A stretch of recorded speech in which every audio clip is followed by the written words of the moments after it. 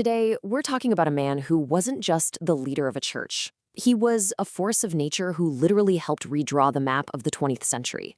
I'm talking, of course, about Pope John Paul II. And his story, wow. It's an incredible mix of tragedy, faith, and a kind of influence you rarely ever see.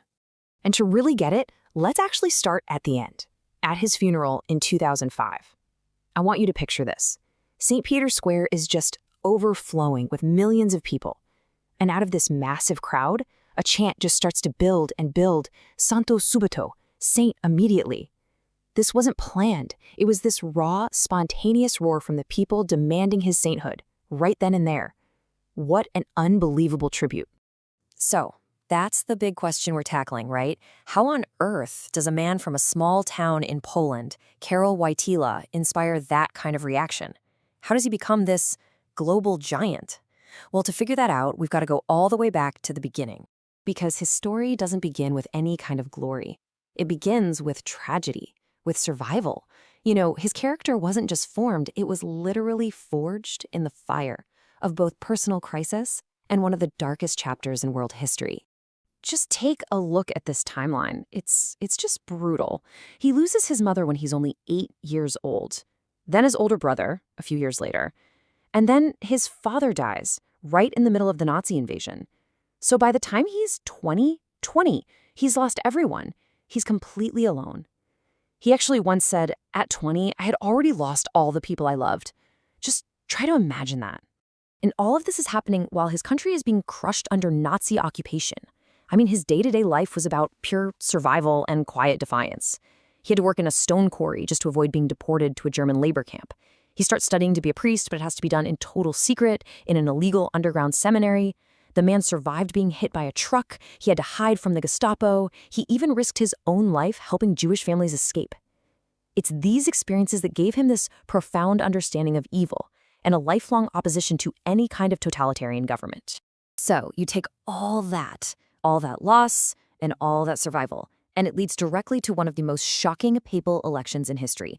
When he finally walked out onto that balcony in 1978, the world was about to meet a pope like no one had ever seen before. 455 years. Just let that sink in for a second. That's how long it had been since there was a pope who wasn't Italian. So his election, this wasn't just a small change. For the Catholic Church, this was a seismic event, a complete game changer. And there he is. At 58, he was also one of the youngest popes in a very long time. The cardinals made a deliberate choice. They turned to this man from what he called a faraway land, someone who had lived through the absolute worst of both Nazism and communism, to guide the church into a new age. And you know, right out of the gate, in his very first words to the world, he showed everyone exactly who he was. He's speaking this kind of broken, charming Italian, and he makes a joke about his own accent, telling the crowd to correct him if he messes up. And in that one small human moment, he had them. He connected with millions of people instantly. And he just kept breaking the mold. He got rid of the super fancy traditional coronation ceremony for something way simpler. He told people to keep calling him wujek, which means uncle in Polish, a nickname he'd had for years. He wanted to be an uncle, not some distant figure. And then he took the show on the road. He became the Pilgrim Pope, traveling to 129 different countries. No pope had ever done anything like it. And all that travel, that global presence, it wasn't just for show. Oh no. It was about to become absolutely crucial in what would become his greatest geopolitical battle, his confrontation with the Soviet Empire. And it all kind of boils down to 3 simple words. In 1979, he goes back to his home country, Poland, for the first time as pope. He stands in front of 1 million of his countrymen in Warsaw, people living under the thumb of a communist government, and he says, "Be not afraid." For a nation that had every reason to be afraid, those words were like a lightning bolt. It was a spiritual call to action. And that lightning bolt started a fire. That visit gave the Polish people the courage to finally stand up and organize.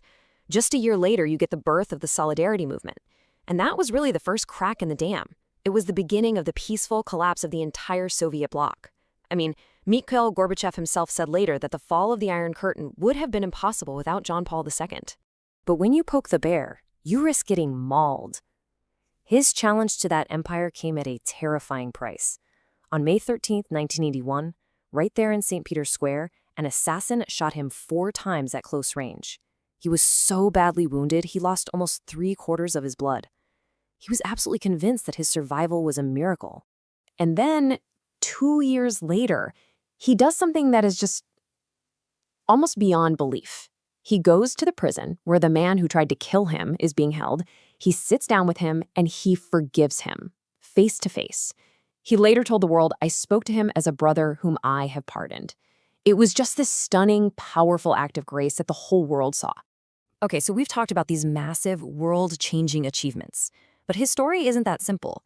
His papacy lasted almost 27 years, and it was also filled with some really deep controversies. It makes for a very complicated legacy. So you've got these two sides of the coin. On the one hand, he was this revolutionary bridge builder. I mean, the first pope ever to visit a synagogue, the first to go inside a mosque. He prayed at the Western Wall. He was constantly working to improve relations with other faiths. But you flip that coin over and you see a very firm doctrinal hardliner. He held these deeply conservative positions on issues like contraception, abortion, and women in the priesthood. And of course, his papacy was heavily, heavily criticized for its response to the clerical sexual abuse crisis that really blew up on his watch. Which brings us right back to where we started this whole thing. It brings us back to that massive crowd in St. Peter's Square and that one thunderous chant, Santo Subito. So, did the people get what they demanded? Oh yeah, and the church's answer was unbelievably fast. I mean, for the Vatican, this was light speed. There's usually a mandatory 5-year waiting period after someone dies to even start the process of sainthood. His successor, Pope Benedict, just waived it, citing exceptional circumstances. And boom, by 2011, he was beatified, and in 2014, Pope Francis officially declared him a saint.